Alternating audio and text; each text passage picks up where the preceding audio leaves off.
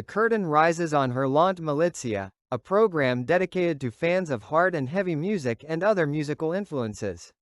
Today's program takes a first look at the two-year period from 1984 to 1985, a historic period in music devoted to the hard sound that will be analyzed in other programs. The initial start of program number 24 belongs to the British band Chateaux, which formed in 1981 in Cheltenham, in the English county of Gloucestershire. The British band, in the midst of the new wave of British heavy metal era, released 3 vinyl albums for EBONY Records. The band was originally formed under the name Steeler around 1981 by guitarist Tim Broughton, bassist Alex Houston, and drummer Andre Baylis. In the historical context of the NWOBHM, the Cheltenham band stood out for the energy they unleashed from the outset, which was confirmed in their debut album, Chained and Desperate, released in 1984 on EBONY Records. The musicality of Chateaux shines through in the intricate guitar solos and tight rhythm section, reminiscent of the greats of that historical context. The sound design is enveloped by the artistic finesse of Gary Sharp, known for his work with Grim Reaper, Savage, and Fast Cuts, capturing the essence of an era marked by sonic innovation and rebellion. The front cover, designed by Jerry Sharp, features many symbols that enhance its visual impact and at the same time represent its calling card. Among the highlights of these 8 tracks is the raw intensity of the 2 guitars, characterized by a good level of sound distortion. Lineup: Steve Grimmett, vocals Tim Broughton, guitars Alex Houston, bass Andre Baylis, drums. Steve Grimmett's power chords hover sharply and fiercely over the skies of Spirit of the Chateau.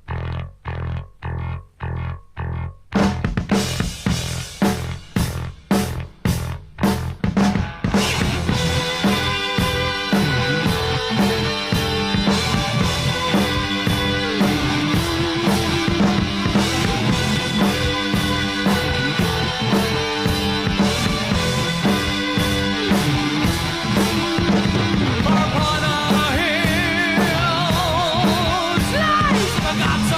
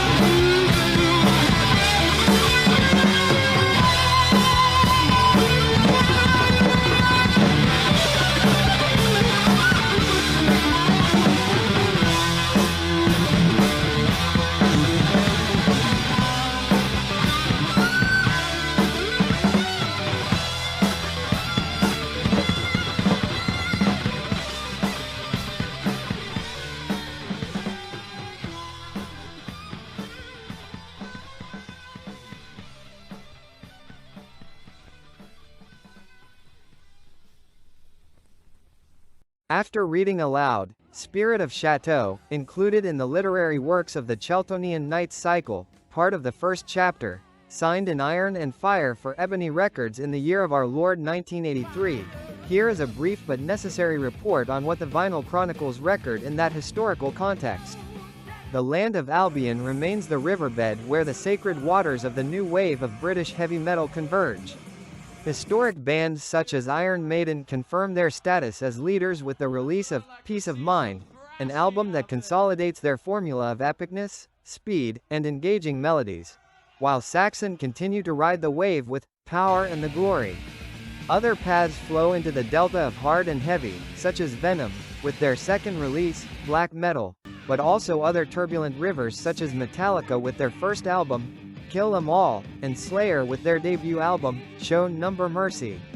In the hair metal scene, we remember, among others, the Glamsters' Motley Crue with Shout of the Devil, Rat with their eponymous EP, and Twisted Sister with You Can't Stop Rock and Roll.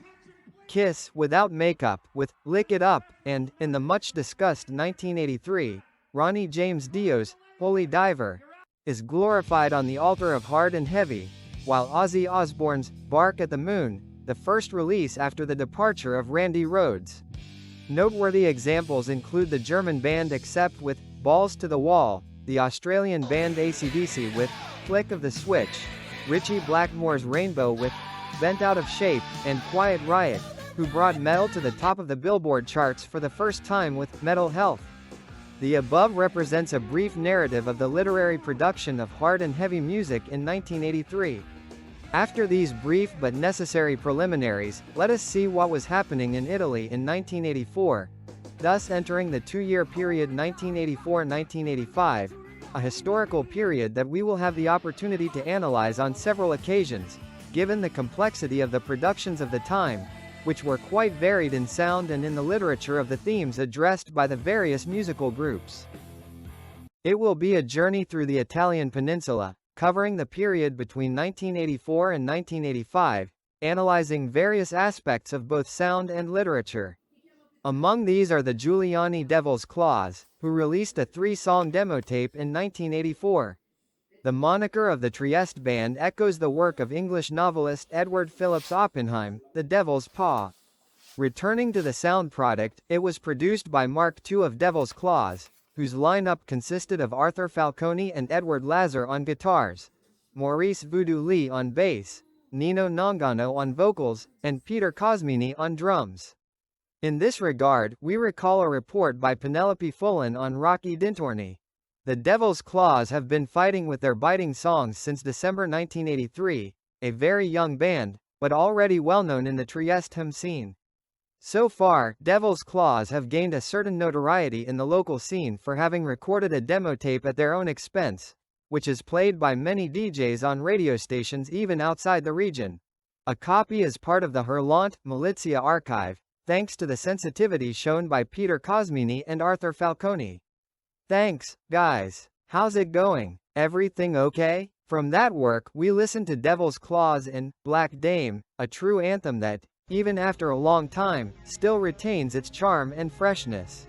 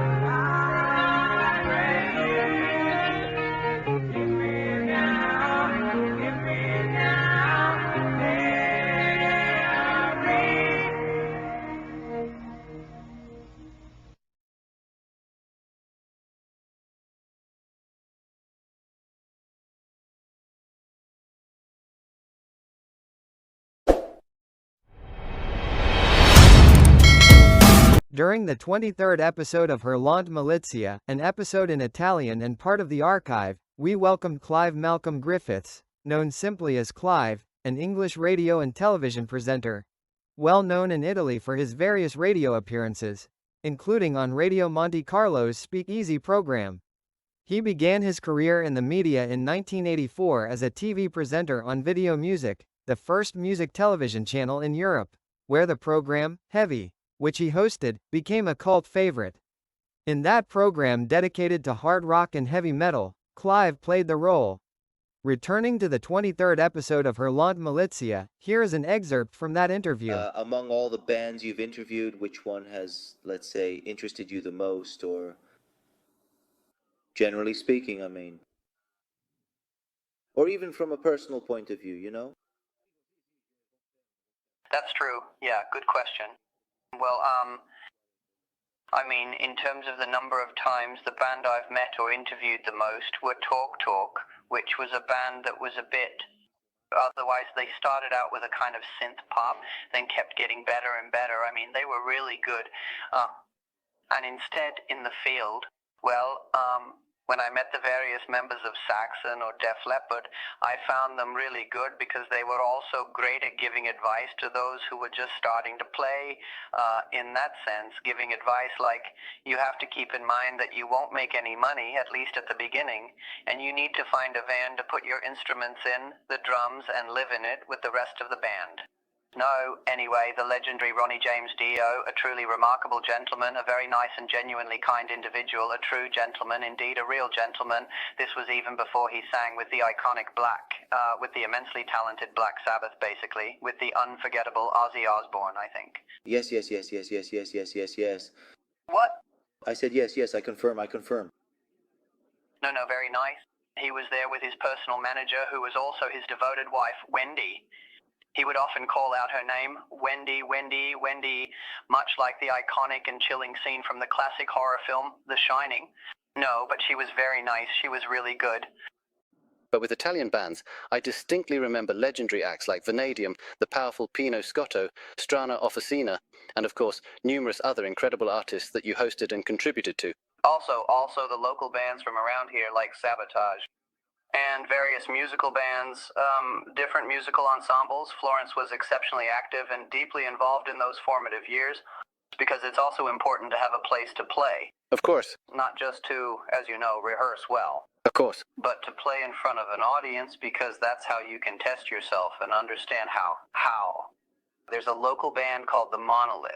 Ah, yes. They were good, and I helped them, and then they turned into something called Chisty Boys, who did a mix between metal, or at least hard rock and rap, which was something new before Living Colour.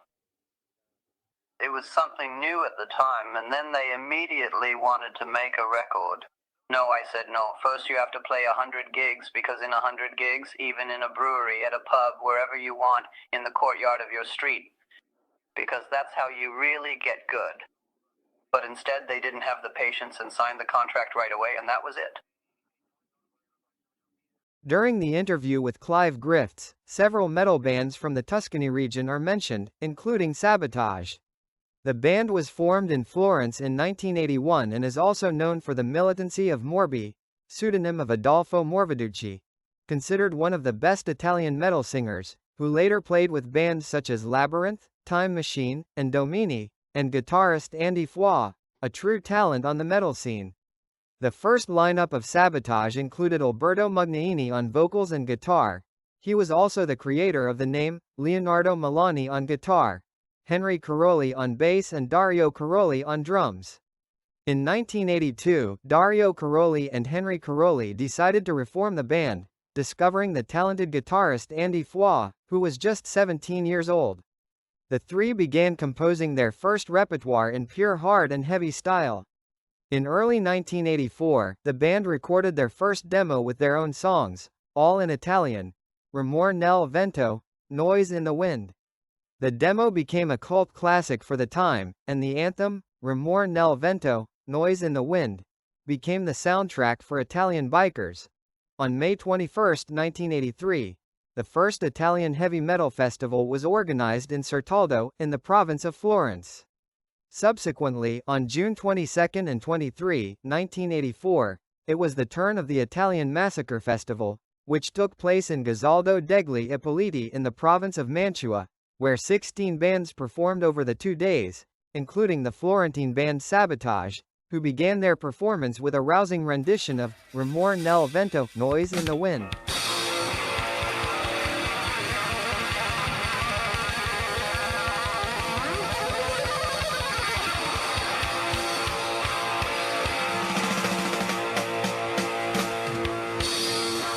Il primo pezzo si chiama Rumore nel vento.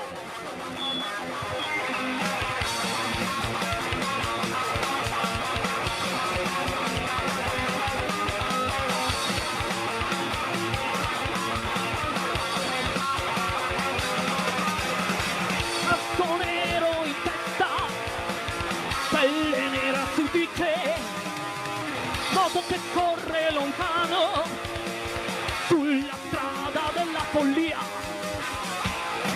Corri, corri veloce, ma attento alla tua pazzia. La strada ti streccia negli occhi, ma se vuoi morire, spingi di più.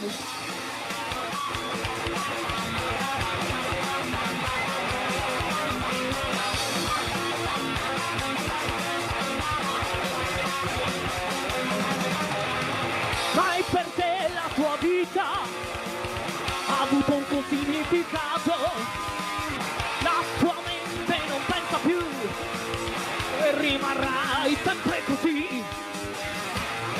Non hai mai avuto altro pensiero, è una moto la tua religione, sei un uomo finito, velocità è la tua risposta, rumore nel vento lontano, è dentro di noi, ci prende e ci tormenta e non ci lascerà mai.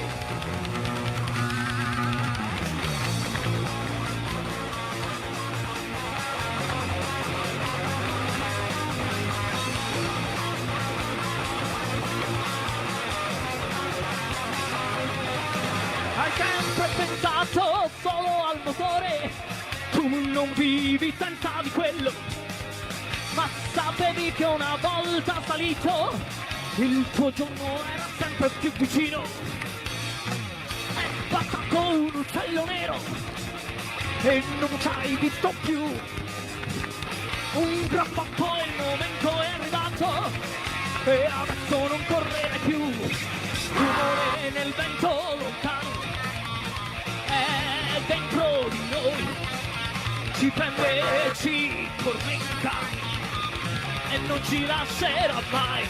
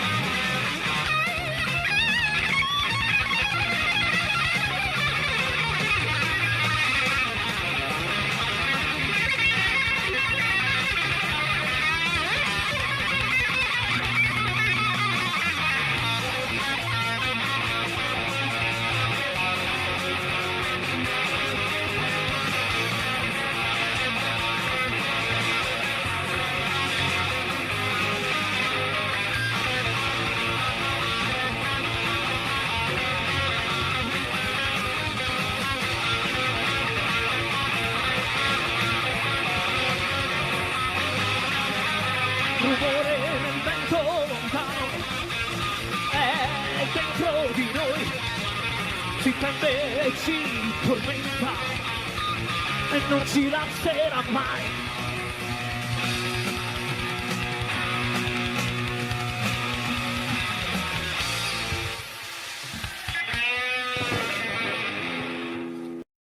In the 1980s, Florence was a very metal city, so much so that the first fanzine of its kind was born here in 1983, Metal City Rocker, not to mention Ulalati Doll, Underground, Howls from the Underground, Giancarlo Passarella's fan club and fanzine meeting of Italy. There were several meeting places, such as the Scacco Matto Brewery, the bowling alley in Via Faenza, various record stores such as Contempo Records, Materiali Sonori in San Giovanni Valdarno, Discopui, Music Rama, and clothing stores such as Americano Transfer. Florence is surrounded by several venues destined to become the hub of various performances, such as the Auditorium FLOG, Tenix, Manila, Casablanca, Brighton, Lions Garden, Backdoors, and Stravaganzia. It is also important to mention other important landmarks such as the Controradio station, one of the first free radio stations in Italy, which has been organizing the famous rock contest since 1984. After these historical connections, please forgive us if some references have not been included. Our journey continues through music and space, and from the lands bathed by the Arno River, we move to the third largest city in the Tuscany region in terms of population, located along the Ligurian sea coast. In Livorno in the mid-1970s, Fabio Caponera on guitar, Roberto Caponera on drums, and Enzo Mascolo on bass formed one of the first Italian metal bands. The name of the band was the brainchild of the Caponera brothers, who had converted a corner of their father's mechanical workshop into a rehearsal room. After an initial period in which Fabio Caponera handled the vocals, Johnny Solani joined the band and remained until 1982. During those years, they opened for artists such as B.B. King, John Mayall, and Muddy Waters, always emphasizing their heavy metal roots. In 1982, two former members of the Bud Blues Band joined the band. Daniele Ancelotti replaced Solani on vocals and Marcello Masi joined as second guitarist. In 1983, Strana Officina produced their first demo and subsequently appeared on the first Italian metal compilation, Heavy Metal Eruption, Metal Eye, 1983. On January 2, 1984, the Tuscan group released their first EP, entirely in Italian, entitled Strana Officina, on Marco Melzi's Minotauro Records. The four songs kick off with the incendiary, Viaggio in Inghilterra, Journey to England, a fitting musical manifesto and tribute to the land that gave birth to rock and metal. The Livorno band's performance is highly engaging, and the literary journey is composed of many literal moments that represent photographs depicting the narrative path present in the four songs. Lineup: Daniele, Bud, Ancelotti, vocals, Fabio Caponera, guitar, Marcello Masi, guitar, Enzo Mascolo, bass, Roberto Caponera, drums. After Viaggio in Inghilterra, there will be a memorable interview from 1985, when the band from Livorno was a guest on the well-known television program, Heavy, on Video Music, with the aforementioned metalhead Cleaver.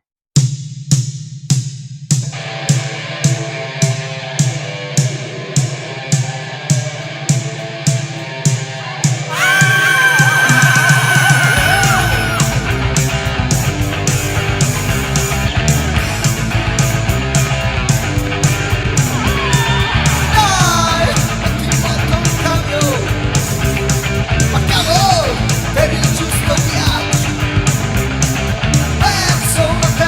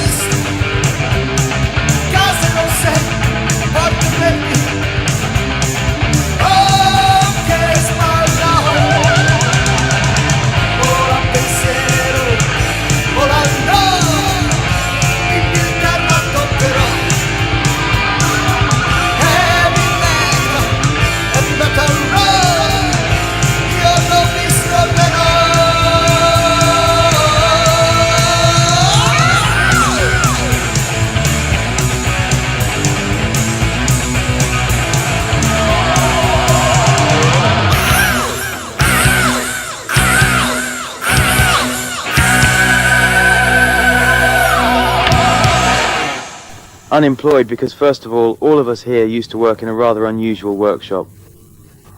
So, they kicked us out anyway. In fact, that's why we're called Strana Officina. Can I ask him why the name Strana Officina? Ask him, the guitarist. Because besides playing music, we also used to work diligently. We performed various workshop jobs and tasks. But rock is better, right? Yeah, then we chose to keep playing music instead of working. That's pretty obvious, isn't it? If that's what we're talking about. Maybe. So for example, what's your name? My name is Fabio Capanera. Hey there, when exactly did you start playing the guitar? I was 17 years old. How many? Wow, just a couple of years ago. 10 years ago. And when did you start Strana Officina? Strana Officina is basically from the original core, let's say, which is the Capanedia brothers, Fabio and Roberto. 1970, a long time ago. Yes, exactly. And how long, for example, what was the original lineup? The original lineup was me on bass, Fabio Capaneda on guitar, and Roberto on drums. Then what exactly happened next? Then we changed it. We added another singer to the group who is Daniele Ancilotti. This has been going on for 4 years now. And so we continued working on the EP along with the video that we've just finished these past few days. We'll see it, we can watch it in a bit. Alright. First, for example, which foreign musicians, like English ones, do you like the most? We used to follow Rory Gallagher a lot in the beginning, you know, that kind of raw rock style. Then there was an evolution towards heavy metal, something much harder. We followed Judas Priest a lot and that kind of, and other similar bands. Black Sabbath. So maybe we could have a song, for example, by Ozzy Osbourne doing Iron Man. Good. And a Judas Priest song. What do you think is the best Judas Priest song? That's hard, there are so many. From a video? Yes, even from a video, yes. Scream Before Revenge. What? Scream Before Revenge. Oh, it's a bit obvious. It's sung in Italian on purpose. It's not like... Let's put it on. So, a bit of Judas Priest and a bit of Ozzy Osbourne. Actually, I wanted to ask, do you sing in Italian? Yes. But why? First of all, because we're in Italy, this is my language. That's true. So, I also find a way to express myself in my own language, and also because, in my opinion, it's harder to sing in Italian than in English. Yes. And does that also create problems, for example, when going abroad or not? But I don't personally think so, because we've also had a very good and positive response from people abroad, actually, which is quite encouraging. Also, at first it seemed like a handicap, but it turned out to be quite good. In short, it was accepted quite a bit. And what do you think of the gods of Italian rock singers, of groups that sing in English? Which ones do you think are the best or the worst? The best, perhaps it is better to say. The best? Well, the ones you like, basically. Well, who do I like? Strange Workshop, first of all. The boss is right behind me, but it's home. We're a democracy, even for me sometimes. Yeah. Do you think that, for groups starting out now, is the road easier in Italy, or is it still really tough? Life is tough. It's always incredibly tough, yes, because even for us who have been fighting for quite a significant while now, you can clearly see that we haven't quite made it yet either. Yeah. And I think it's pretty tough for those who are just starting out now too. Maybe, well, if groups like us, Vanadium and Vanexa, manage to do something, let's say, soon, it might be easier for them too. Yeah. But only if we manage to do something, otherwise, well... So, TV programs like Video Music, what do you think about them? Well, Video Music is quite, let's say, an important channel, even for our genre. The fact that they've also done shows about metal, that's pretty significant. If there were more, it would be even easier. Yeah, let's hope so then. Hey, do you want to come with me? If we go talk to the people at Video Music, we might be able to do more shows. Maybe better? It's better, right? Good idea. Okay.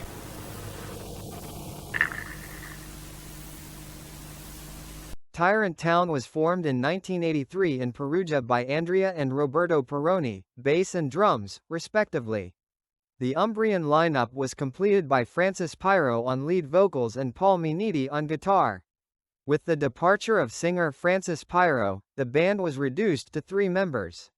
In 1984, they released a demo tape consisting of 3 songs, recorded in the underground scene of the Italian peninsula under the title Calvario. In 1985, they participated in the Hurlant Militia on Stage Festival. Tyrant Town broke up following Andrea Peroni's move to Florence, where he joined the Florentine band Shabby Trick as lead singer. Returning to the sound of Tyrant Town, let's listen to the opening title track, Thunder Gods.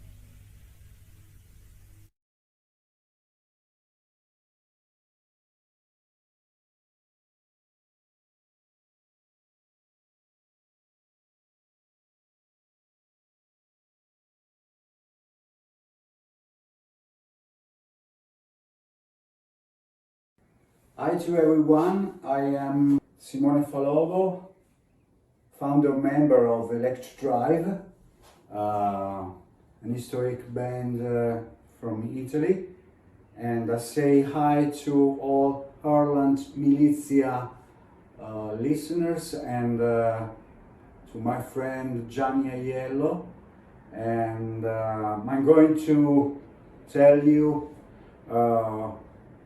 the ELEKTRADIRIVE history, and we started a long time ago, back in 1983. In 1984 we did our first single was called Let It Survive, Brainstorm, for the SMOKO Records, an indie label here from Torino. And just after 2 years we did Over the Space. That was our debut album for DISCOTTO metal label that unluckily was bankrupt after 2 months that the record was out. ELEKTRADIRIVE is a hard rock, AOR band from Turin that has been active since 1983, having previously operated under the name Overdrive. After releasing a demo tape, in January 1984 they released their first single, Let It Survive, on the SMOKO Records label, and in May of the same year, the band contributed the song Lord of the Rings, later included on their debut album, to the compilation Eruption, Metal Eye Records. In 1985, the band recorded 2 more tracks for 2 compilations. Winner, for which a video was also shot, for Metallo Italia, Reflex, CGD, and Secret of the Holy Grave for him in Italy, Chirac Records.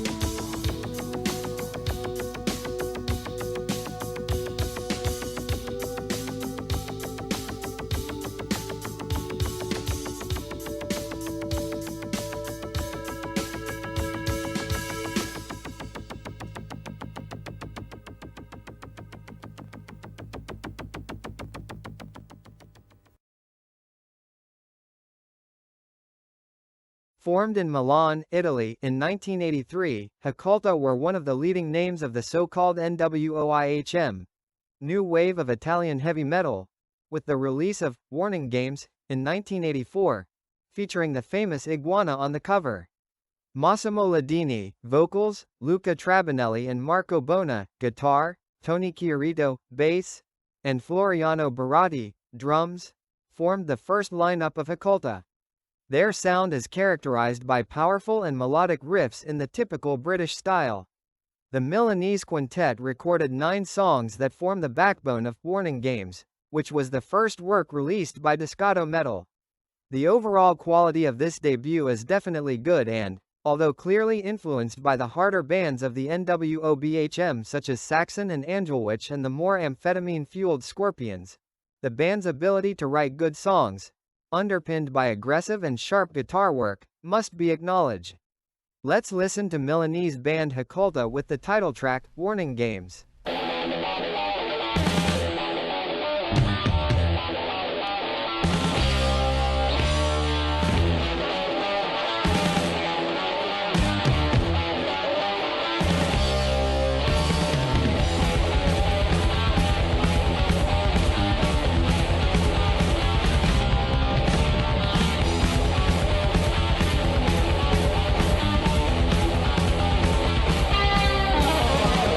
When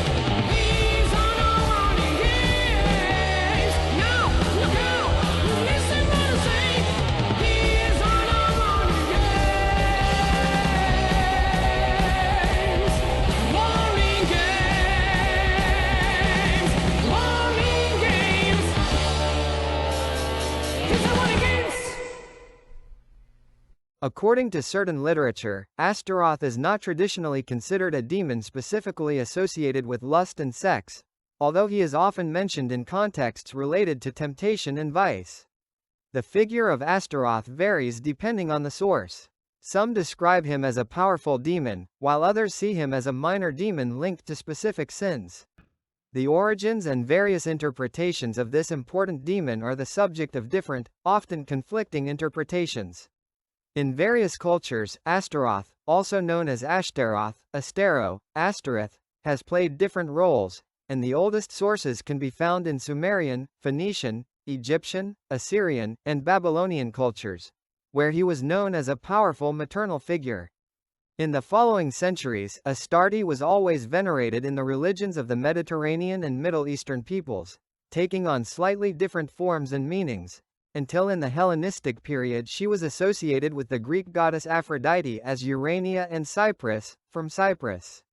Other important centers of worship were Sidon, Tyre, Byblos, Malta, Theros in Sardinia, and Eris in Sicily, where she was identified with Venus Erycina. Also in Sicily, the name Mistretta, a town in the province of Messina, derives from the Phoenician Ashtart, meaning city of Astarte.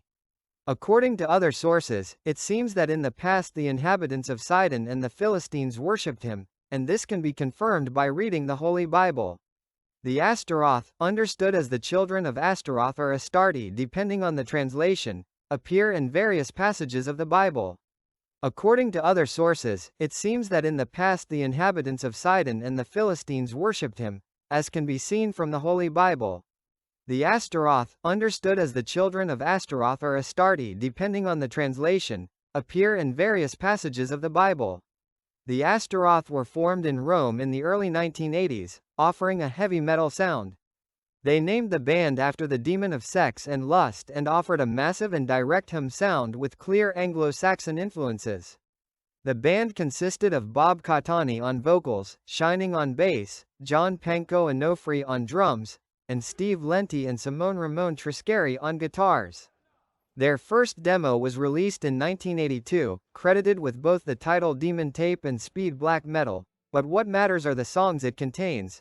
Hell, Black Priest, Resurrection Day, and Evil Touch are valuable pieces that earned the band excellent reviews from heavy metal magazines across the Alps, such as Aardschok and Loudness. The lineup underwent some changes. Drummer Jan de Moor joined the band, while the two guitars were entrusted to Max Sipicchia and Simone Triscari. In 1984, the second demo was released, simply titled Astaroth, and among the highlights of those years were appearances on Radio Peter Flowers with the great Marco Garavelli and on Rai Stereo Uno. Their look, characterized by the clothing, insignia, and equipment of the ancient Roman legions, attracted the interest of the Dutch label RAVE, which had just launched King Diamond's Merciful Fate on its roster. The band signed the contract, and in 1985, The Long Loud Silence, a well-produced vinyl album, was released. The Legionnaires performed at various live events. They played at festivals in the Netherlands, Belgium, and Switzerland, opened for Motorhead and Onslaught in Naples, Italy, and appeared on Video Music and Rai Television. The Long Loud Silence is the track that concludes Hurlant Militia's 24th program. We hope you enjoyed the musical journey and keep on metal.